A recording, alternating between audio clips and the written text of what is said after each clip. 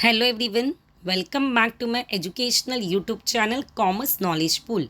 मैं हूं प्रोफेसर दिशिता सेठिया और आज मैं 12th standard students Maharashtra state board के लिए एक इम्पॉर्टेंट और यूज़फुल वीडियो लेके आई हूं। स्टूडेंट्स, आप सभी को हॉल टिकट्स तो मिल गए रहेंगे, बट अभी एक डर और एक सवाल जो सभी स्टूडेंट्स के माइंड में होगा कि मैम हॉल टिकट्स तो मिल गए, बट हमें काफ़ी ज़्यादा डर लग रहा है कि हम एग्ज़ाम्स को अच्छे से क्लियर कर भी पाएंगे कि नहीं। तो ये डर तो आने ही वाला है स्टूडेंट्स। अभी इस दिन को हमें बहुत ज़्यादा यूज़फुल बनाना है, बट हम किस तरह से बोर्ड एग्ज़ाम्स के लिए प्रिपेयर करें, कौन से आईएमपी क्वेश्चंस देखें, किस तरह से टाइम मैनेजमेंट करें, ये सब कुछ आज के वीडियो में मैं आपके साथ डिस्कस करने वाली हूँ। क्योंकि कुछ स्टूडेंट्स तो ये भी बता रहे कि मैम अभी तक तो हमने बुक ही ओपन नहीं किया है, हमें पता ही नहीं कि कौन से आईएमपी क्वेश्चंस है, एंड जिसका थोड़ा सा स्टडीज हो चुका है उनको भी काफ़ी ज़्यादा डर है। तो आज का वीडियो दोनों टाइप के स्टूडेंट्स के लिए, जिसने अभी तक नहीं पढ़ा है और जिसने थोड़ा सा पढ़ा है, क्योंकि जो स्टूडेंट्स आज ये वीडियो देखेगा डेफिनेटली एक कंप्लीट आइडिया मिलेगा आपको कि किस तरह से आपको अपने बोर्ड एग्जाम्स के लिए प्रिपेयर करना है। क्योंकि आपके पास सिर्फ 19 डेज बाकी है, तो 19 डेज को हम किस तरह से यूज़फुल बनाएं ताकि आप बोर्ड एग्ज़ाम को आसानी से क्रैक कर पाओ। तो वीडियो में अंत तक बने रहिए, और अगर आप चैनल पे न्यू हो तो I request you all to please like it, share it and subscribe it, क्योंकि आपके लिए मैं इसी तरह के यूज़फुल वीडियोस हमेशा लेके आऊँगी। तो please support it and please like it and motivate me. So आइए शुरू करते सबसे important video for this 12th standard board exam. Student, सबसे इम्पॉर्टेंट टिप आपके लिए होगा जो आप सभी ने सुना होगा, हेल्थ इज़ वेल्थ। तो पहले खुद को हेल्दी रखना ये सबसे इम्पॉर्टेंट बात है, क्योंकि अगर आप हेल्दी नहीं रहोगे तब पढ़ाई कैसे करोगे।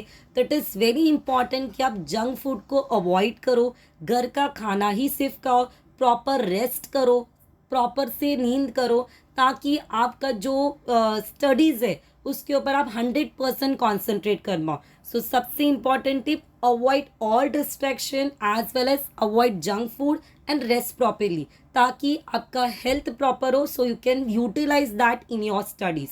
Second, don't be creative. ये स्टूडेंट, बहुत बार ऐसा आदत होता है हमें कि अगर हमने एक टेक्स्ट बुक से पढ़ा है, गवर्नमेंट टेक्स्ट बुक से, तो उसमें से कुछ क्वेश्चंस हमें नहीं पसंद आ रही है, नहीं समझ में आ रहा है, तो हम डाइजेस्ट यूज़ करते। डाइजेस्ट यूज़ नहीं, उसमें से भी प्रॉपर समझ में नहीं आया तो हम एक रिलायबल यूज़ कर रहे या कोई क्लास का नोट्स यूज़ कर रहे हो। तो डोंट बी क्रिएटिव। अभी कुछ भी आपको ट्राई नहीं करना है, कुछ नया नहीं करना है। आप जिस टेक्स्ट बुक से या जिस क्लास के नोट से आप जो भी स्टडी कर रहे हो, जो पूरे साल में आपने नोटबुक को रेफ़र किया है, वही आपको रेफ़र करना है। And my suggestion will be always prefer government text book. तो जो गवर्नमेंट टेक्स्ट बुक है वही आप प्रेफर करो, उसमें से ही आप क्वेश्चंस को रीड करो, आंसर्स रीड करो एंड प्रिपेयर करो फॉर द बोर्ड एग्जाम। तो कुछ नया ट्राई नहीं करना है, आपके गवर्नमेंट टेक्स्ट बुक को ही रिलाई करना है। नेक्स्ट वन, सबसे इम्पॉर्टेंट, अवॉइड सोशल मीडिया। जब तक आपके एग्ज़ाम्स ख़त्म नहीं होते तब तक आपको सोशल मीडिया से दूर रहना है। फेसबुक, इंस्टा, एवरीथिंग, व्हाट्सअप भी आपको सिर्फ 30 मिनट्स और 1 आवर ही यूज़ करना है पूरे दिन में, कौन से अपडेट्स आए एंड ऑल। तो अदरवाइज़ आपको मोबाइल से दूर रहना है। Next one, avoid group study. अगर आपको ये लग रहा है कि हम ग्रुप में पढ़ाई कर लेंगे, तो ग्रुप में पढ़ाई ज़्यादा नहीं होती है। सो अवॉइड ग्रुप स्टडी, जितना हो सके घर पे अच्छे से पढ़ाई करो। At least 8 hours a day complete study करो, क्योंकि आपके जो बोर्ड के अभी ओरल से उसके लिए आपको जाना पड़ेगा। तो यहाँ पे try to avoid group study and घर पे स्टडी करो। एंड द नेक्स्ट थिंग, वो सब कैसे करना है उसके लिए आपको डेली प्लानिंग करनी है आपकी टाइम टेबल की अकॉर्डिंगली। तो प्लानिंग करनी है, वो दूसरे के फ्रेंड जैसा प्लान करे वैसा ही हम करेंगे, वैसा नहीं होगा। आपको कब टाइम मिल रहा है उसके अकॉर्डिंगली आपको 8 आवर्स का प्लानिंग करना होगा। नेक्स्ट थिंग, जब हम प्लान करेंगे तो कैसे स्टडी करेंगे, तो इट इज़ वेरी इंपॉर्टेंट, जो बोर्ड का टाइम टेबल है उसके हिसाब से पहले आपको प्लान करना है। अभी उसमें हम कैसे प्लान करेंगे, 3 डेज पर सब्जेक्ट। तो अभी हार्डली आपके पास 19 डेज है, तो हम 15 दिन ही लेते हैं। सो 15 डेज का टारगेट ले लो, उसमें से आपको एक सब्जेक्ट को 3 दिन देना है, तो 3 डेज पर सब्जेक्ट ये आपको कैलकुलेट करना है। Next thing, start studying with the last papers. तो यहाँ पे जो आपके लास्ट पेपर्स है लाइक बीके इकोनॉमिक्स, तो बीके तो आपको डेली ही लेना है, तो इकोनॉमिक्स ये सब अभी आपको स्टडी करना है। इकोनॉमिक्स हुआ, एसपी हुआ, ओसी हुआ, ये आपको पहले प्रिपेयर करना है। तो टाइम टेबल जो है उसके लास्ट से आपको शुरू करना है। तो जो लास्ट पेपर है वो अभी आपको स्टडी करना है, ताकि जब एग्ज़ाम्स आए तभी आप इंग्लिश हिंदी लैंग्वेज आप पढ़ पाओ। तो 3 दिन पहले आप लैंग्वेज पढ़ोगे तो डेफिनेटली आपका ट्रैक पे आ जाएगा कि जब पेपर आए तभी आप थोड़ा सा अवेयर रहेंगे कैसे पढ़ना है, किस तरह से लिखना है। So very important, study from last. और जो पेपर्स है वही आपको पहले स्टडी करना है, अभी वो पेपर स्टडी करना है। स्टडी फॉर 8 आवर्स, तो यहाँ पे आपको दिन में प्लानिंग करनी है आपके टाइम के अकॉर्डिंगली। 8 आवर्स का टारगेट रखना है। 3 सब्जेक्ट्स और 1 subject 3 subjects for per day. तो यहाँ पे अगर हम एग्जांपल लेते हैं कि अगर आप बीके मैथ्स एंड ओसी लेते हो तो 3 सब्जेक्ट को कवर करना है, तो एक सब्जेक्ट के लिए 2 घंटा, उसमें भी आपको 2 घंटे का टाइम मिल जाएगा, ब्रेक मिल जाएगा, तो 1 आवर का आप एटलीस्ट ब्रेक ले सकते हो। हर एक सब्जेक्ट में आपको 10 to 15 मिनट्स का ब्रेक लेना है, जैसा आपको ठीक लगता है वैसा। Don't copy other time table, आपको जैसा सूटेबल है वैसा करना है। बट एक सब्जेक्ट को 2 घंटा देना है, तो 6 आवर्स हो गए, उसमें से अगर आपने 1 घंटा भी ब्रेक ले लिया तो भी आपको काफ़ी टाइम मिल जाएगा। तो टेक 10 मिनट्स ब्रेक हर एक यहाँ पे सब्जेक्ट में, बीच में 1 आवर के बाद आप 10 मिनट्स ब्रेक ले सकते हो, वापस से स्टडी कर सकते हो। 30 मिनट्स में 10 मिनट्स ब्रेक ले सकते हो। तो इस तरह से प्रिपेयर करना है। तो it is very important, last से शुरुआत करो, बीच में ब्रेक्स लो, घर पे ही स्टडी करना है, ग्रुप स्टडी नहीं करना है। The next thing, follow the road map. Very important, आपको पता होना चाहिए कि हम पढ़ाई करने तो बैठ रहे, बट कौन से सब्जेक्ट या कौन से टॉपिक को पढ़े, किस तरह से पढ़े। तो उसके लिए आपको आईएमपी चैप्टर्स पता होने चाहिए, उसका पेपर पैटर्न पता होना चाहिए, एंड कौन सा वेटेज है, किस तरह से पढ़ना है वो पता होना चाहिए। तो फर्स्ट थिंग, इकोनॉमिक्स अगर हम लेते हैं, जो अभी आप शुरू कर सकते हो क्योंकि आपके पास सिर्फ 15 to 19 डेज है, तो लास्ट से शुरू करेंगे। तो अगर हम इकोनॉमिक्स लेते हैं तो फर्स्ट थिंग, इकोनॉमिक्स में कंसेप्चुअल क्लैरिटी, कंसेप्ट का क्लैरिटी होना काफ़ी ज़रूरी है, क्योंकि हम इसमें फेकोलॉजी नहीं कर सकते, कुछ भी लिख के आओगे तो नहीं चलेगा, कंसेप्ट पता होना चाहिए। तो यहाँ पे आईएमपी चैप्टर्स हैं जो कंपलसरी आपको इसी टाइम पीरियड में पढ़ना है। That is chapter 1, 2, 3A, 3B, 4, 7 and 8। ये चैप्टर्स आपको पहले हाथ लगाना है। इस पूरे चैप्टर्स में से सब क्वेश्चंस करने। द रीज़न बिहाइंड इट, क्योंकि इकोनॉमिक्स का पेपर ऐसा होता है जो बहुत बार जो क्वेश्चन एक्सपेक्टेड नहीं होते वो भी आ जाते।